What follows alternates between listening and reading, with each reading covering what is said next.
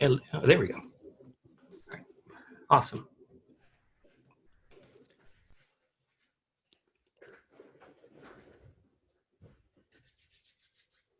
Okay, and we can see your slides, Ahmed, so go ahead and get started whenever you're ready. Thank you so much.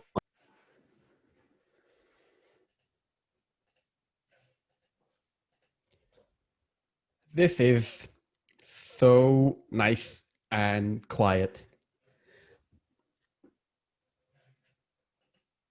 This suits me very well because it means that I can hear better.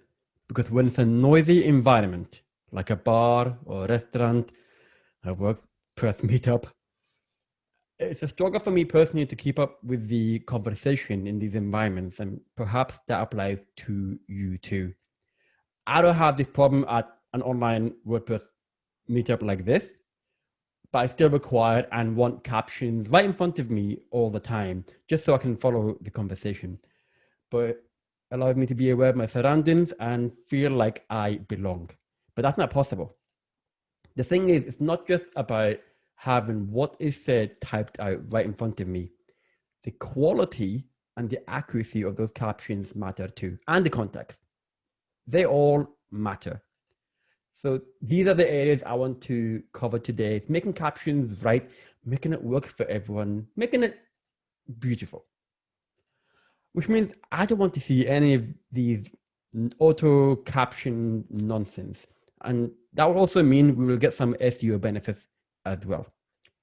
So get comfortable in your seat and let me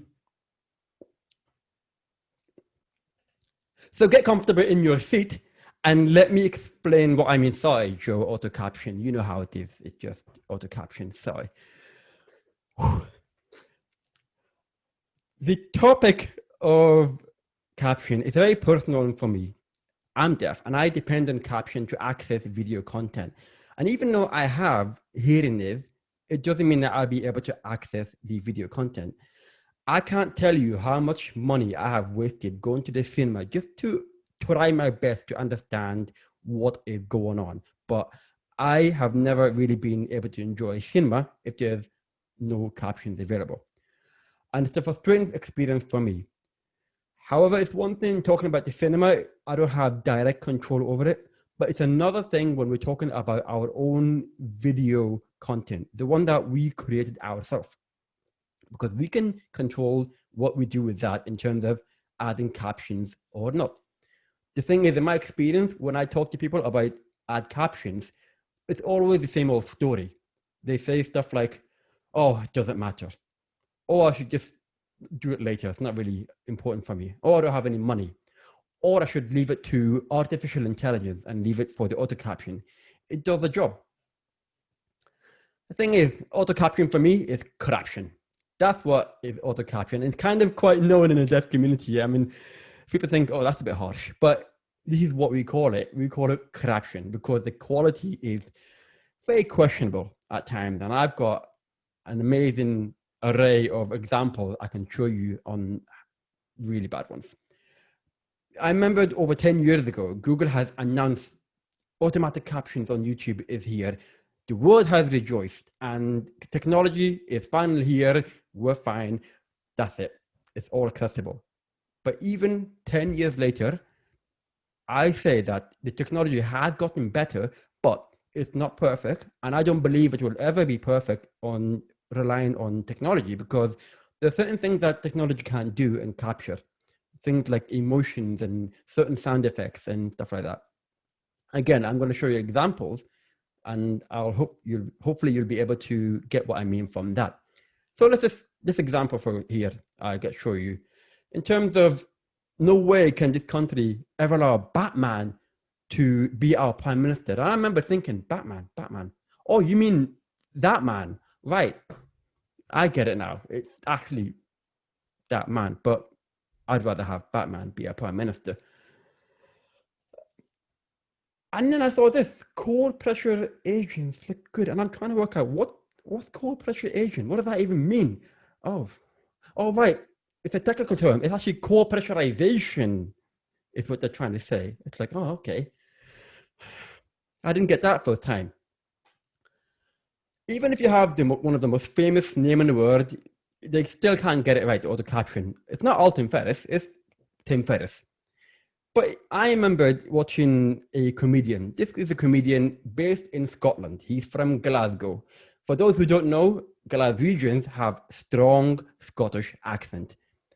I'm sure we all know what we're talking about. So you can see Uganda, Berkeley, Hardick, I don't know what that means. What he actually means is you're going to book a holiday. Yet the auto caption didn't really get it right, did they? But I remember this one particular video that I watched. He went on a stage, Kevin Bridges is his name. He went on a stage and he literally said, "Thank you, hello," because everyone's applauding him. The auto caption though didn't pick up that. It picked up something a bit different.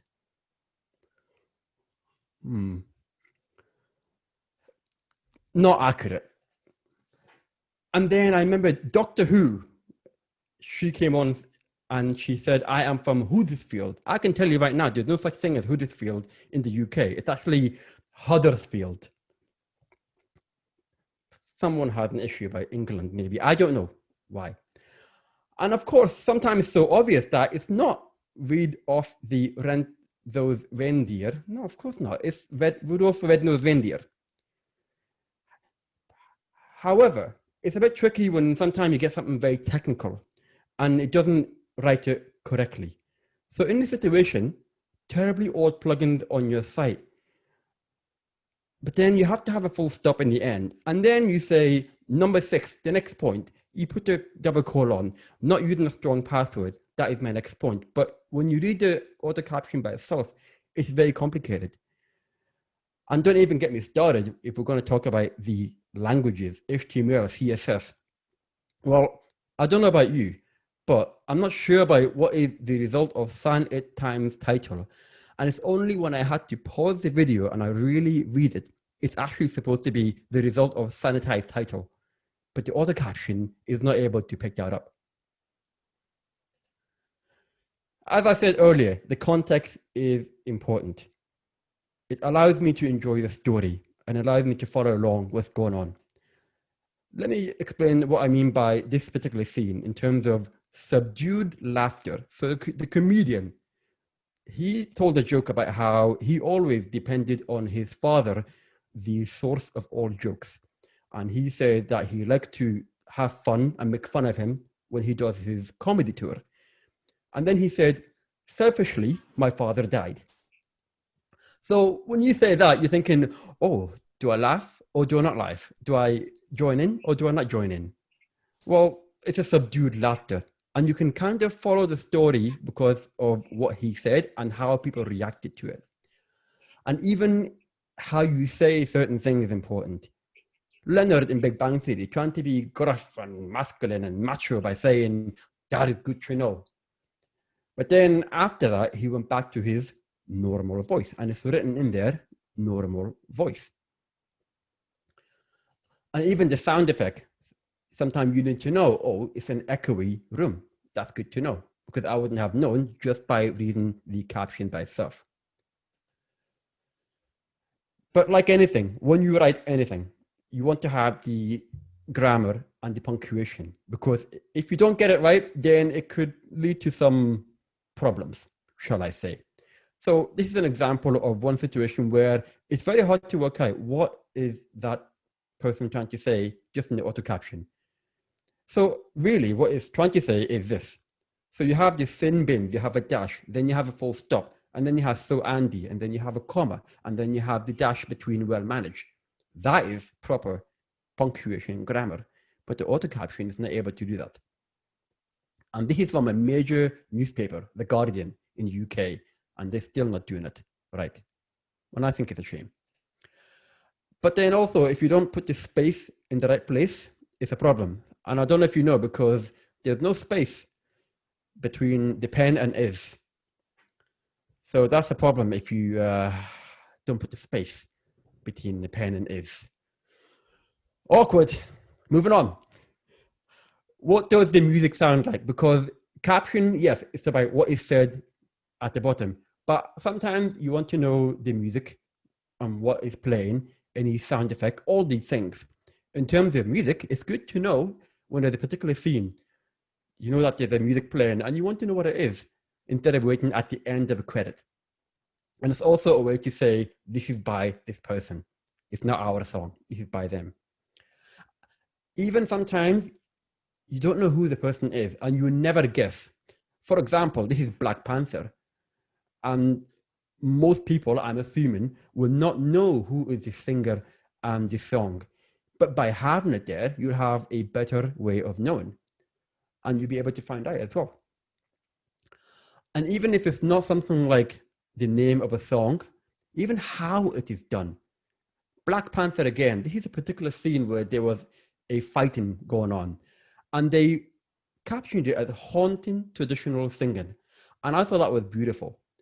I maybe would have changed it and said haunting traditional African singing because it was a bit different. It kind of had that African theme, but it's trying to create that context of that scene in that battle theme. It's slow motion, it's beautiful, you've got that haunting music, perfect. But sometimes you can just keep it simple. At the bottom, you can just call it ambient music. Sometimes that does the job as well. And even if you have it done in a different style, this is my own video and I got someone to caption it for me. The song is fairly well, but apparently it's an oompa version, which is like a trumpet version of Fare Thee Well. And I thought that was a very good way of captioning the music because it's just a bit different. And for those who obviously don't live too far away from San Diego, you might recognize the guy as well. He's Pat Flynn, based in San Diego. And I got to spend time with him. I'm very lucky to do that. Where's the sound coming from? If there are sounds going around you, where is it coming from? That's also quite important. This scene, for example, it tells you that there's a wind noise from a camcorder. That's good to know because if the caption just says wind, is it wind from the TV, from the radio? Is it wind from the outside? Well, we know it's from the camcorder when you connect it to a TV. Okay, makes sense. But sometimes that sound effect changes and it can build and build and build. I need to know that. And a lot of people need to know that there's something going to happen any second. The wave and the music build. And that's a good way of creating context to that scene. But then sometimes you want that sound effect of just a simple hand thud. Just Trevor Noah, just having a laugh and then just hit the table. Well, there's sound effect, which is good. But then maybe there are no sounds at all. So what do you do in that case? Well, sometimes you see a scene and people are talking and you wonder, are there any sounds at all? Well, sometimes it's not really something that you need to hear. It's just inaudible. Or sometimes maybe it's just crowd talking in the background indistinctly. You can't really pick it up. But then sometimes they make it very creative. This is a Netflix documentary, an animal documentary, David Attenborough. We all love David Attenborough. And it was a scene coming into a jungle and he was describing the jungle and the sound that comes out.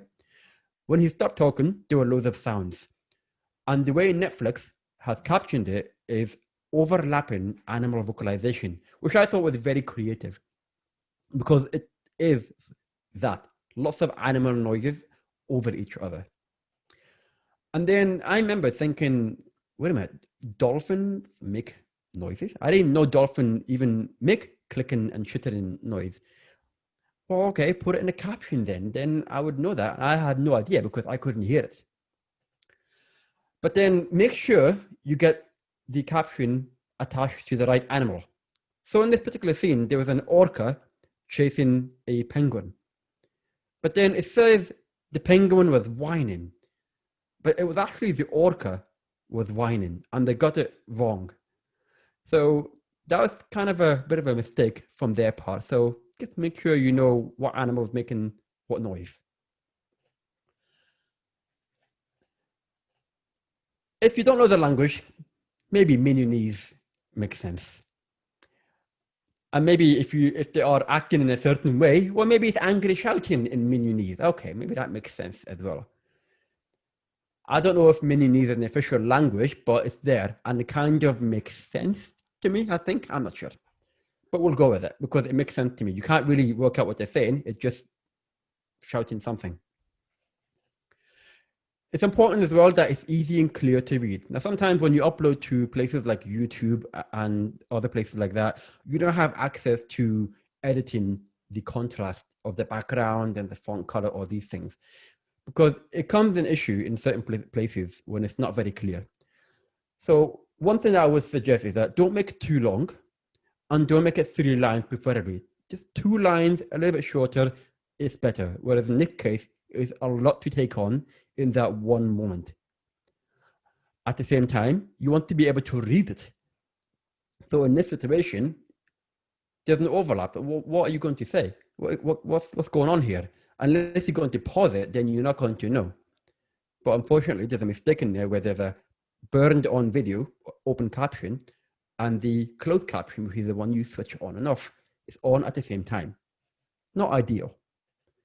And also, this is the problem when you have no contrast behind the text and you have someone wearing a t-shirt or anything, any background color that is blocking the text and you can't really read it very well. And this is very hard to read. And then also make sure that it makes sense who is saying what. You see the particular scene on the popular program, everyone knows, the what would you do? And basically, in this particular scene, 3 people said 3 different things in 3 different sentences. However, the way the caption is written is all in one sentence. And you would assume that it's one person saying all of it, but it's not. And you would think someone like ABC will have the fun to do it right, but even they didn't do it right either. And I don't think it's auto-caption. They actually manually did it, but it wasn't checked properly. Always check your captions. I always like TED.com. It's one good example, I would say, who do it well. Not only they have it in different languages, but it's clean, it's concise, it's got that opaque background behind the text. You don't have to do anything fancy. It just needs to be readable. And TED do it well, in my opinion. But at the same time, don't go crazy. Don't go far ahead of yourself. Because sometimes people want to have fun with the caption. So for example, apparently in Transformers, they speak Old Cybertronian. I don't know if that even exists. I'm going to say no. I don't think robots have a language of Cybertronian, but it's a bit too much.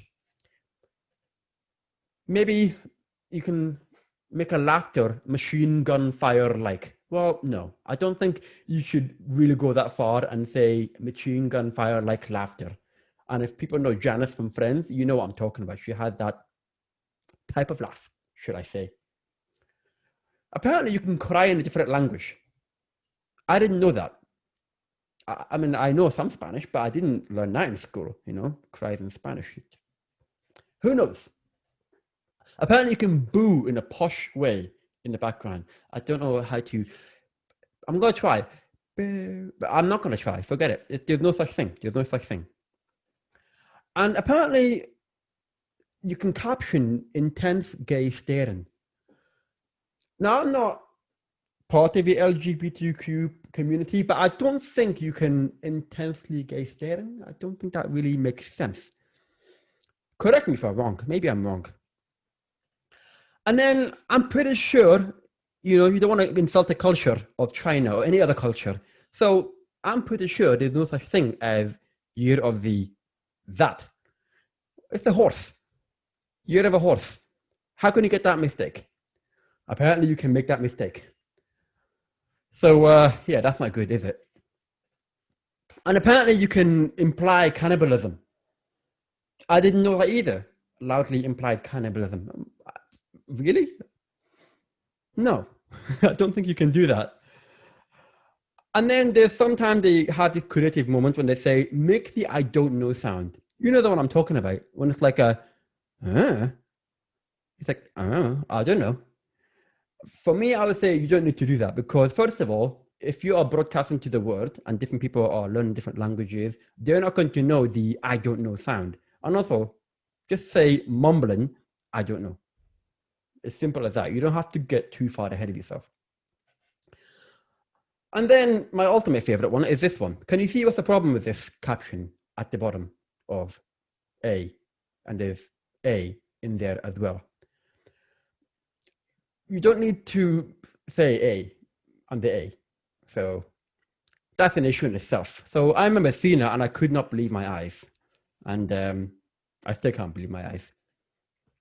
What do you get out of captioning then? I talk about myself, that I do get benefit by accessing the videos. Well, from a UK perspective, because I live in the UK, I'm in Scotland, 1 in 6 people have some kind of deafness, whether it's mild to profound. But then it's actually almost 1 million more on the profound side. And that number will grow to 1 in 5 in around 15 years' time. It will be interesting to see what it's like in the US, because worldwide, it's a huge number. When we're talking about almost 1 billion people will be deaf or hard of hearing by 2050, well then surely they will want to have access to those videos and you want them to see it. But then maybe I should break it to you, because everyone's talking about deafness and caption is good for deaf people. I'm going to break it to you right now that guess what? Captions are not just for deaf people. No, not at all. And I'm sorry to surprise you all with this news, but it just needs to be said. I'm going to break it to you right now. You see, people don't realize that caption, you can attract even more people than you think, and not just those who are deaf or hard of hearing in that category. Just imagine people who are learning the language and they find it easier to read. Imagine people who have some kind of learning disability. Imagine people who are in a quiet environment and they just want to watch the video in quietness. And I'm sure we have all done that. We want to watch a video, but not turn on the volume. Well, you need captions for that. It can attract a lot of people, and not just people who are like myself and those who are deaf. Because according to research, Ofcom said that 80% of people who use closed caption are not deaf. So what does that mean then? Why do they use it? Well, there are many, many reasons.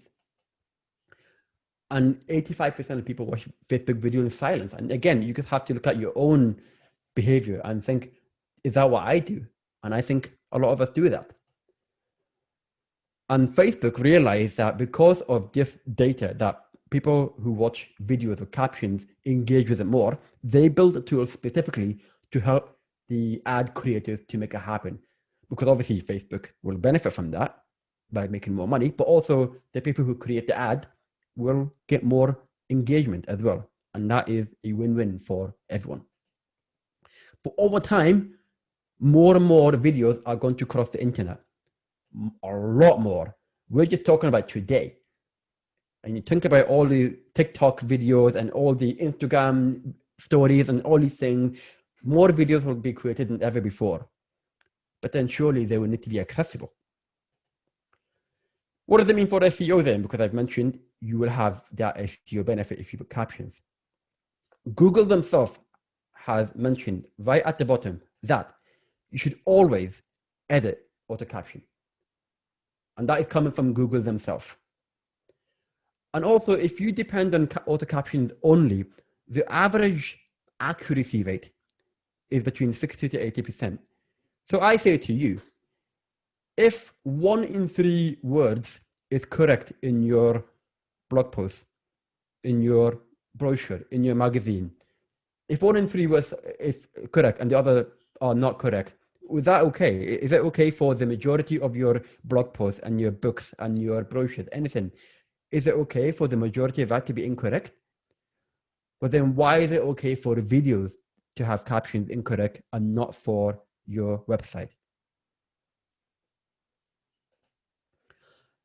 A lot of people say that, oh, I don't have time, I don't have money, I can't do it by myself, but you can use YouTube's own auto-caption editing tool. So what happens if you upload the video onto YouTube, it will generate the auto-caption. But if you go to the section of where you edit it, you can manually edit it and correct all the mistakes. And that is available for free. Now, of course, you can pay someone to do it. One of the popular one is Rev, R-E-V. They are one of the popular companies that can get humans manually doing it for you. But the cost can add up because it costs $1.25 per minute. So that could add up over time. But you can do a combination of both, and maybe that will help you save time and money. But it's up to you. What I'm saying to you is you can do it for free. But I have 8 rules of captioning that I need to go through quite quickly. First of all, need to be clean and true to verbatim. What I mean by that, if someone is stuttering, if someone is mumbling, if someone says, I don't know what I am, put it all in. Because that adds to the context of the story that that person is trying to say something. He's stuttering. Put it in. Include all the non-spatial elements, the music, the sound effects. Even if it's some kind of indistinct sound in the background, you put it in. Follow the grammar. I think that's self-explanatory. Full stop, comma, all these things, put it all in. And obviously, in terms of people's names, locations, whatever it is, use uppercases where relevant.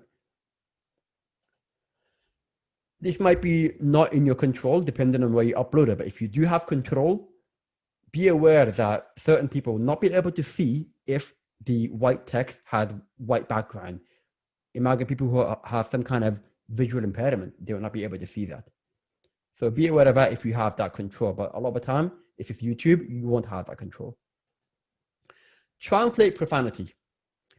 Just because someone swears and you feel awkward about typing it in, you don't put in bleep, because if you put in bleep, you're not translating what that person is saying. And that means that person who's watching it is not really experiencing the full experience of that video. So translate the profanity, you put it all in. Just like my accidental auto-caption in the beginning. Sorry, Joe. If you can, publish a caption before you publish your video. Put it all in together. There are 2 reasons for that. One is because so that everyone will be able to access the video at the same time. Nobody is left out. So why don't you just all do it at once? The second reason, this is more related to YouTube. A lot of creators believe that if you upload your video and then you quickly edit it afterward, just immediately after you published it, you forgot your caption or you forgot a text, you forgot something, it will affect your initial organic reach of that video. And there's a lot of people are experiencing that. So all the more reason you should have your captions ready when you're ready to publish it. And never, ever, ever depend on auto caption, or I say caption. Never, ever depend on them. I beg of you. And not only I beg of you because of me, but you will benefit from it. Because not only that, people complain about the subtitles at the bottom. But for those who watch the Golden Globe and who are familiar with the Korean film, which won loads of awards, called Parasite, this is a famous quote, I think it's famous now for me, that we will not be able to access those amazing, award-winning, Oscar-winning films if it wasn't for subtitles or captions. And what he's saying is, you will have access to many, many things. But the rest of us, we would like to have access to your videos if you are creating them. Because you will reach more people than you thought before. Not just myself, but many, many people. You will benefit from it. And hopefully, that will encourage you. And hopefully, I just encourage you to give it a shot and let me know what you think. I would love to know your experiences, and I hope you have learned something from this. And definitely want to thank you for your time. It's been awesome. I really appreciate it. Wow. Thanks so much, Ahmed. That was incredible. Thank you.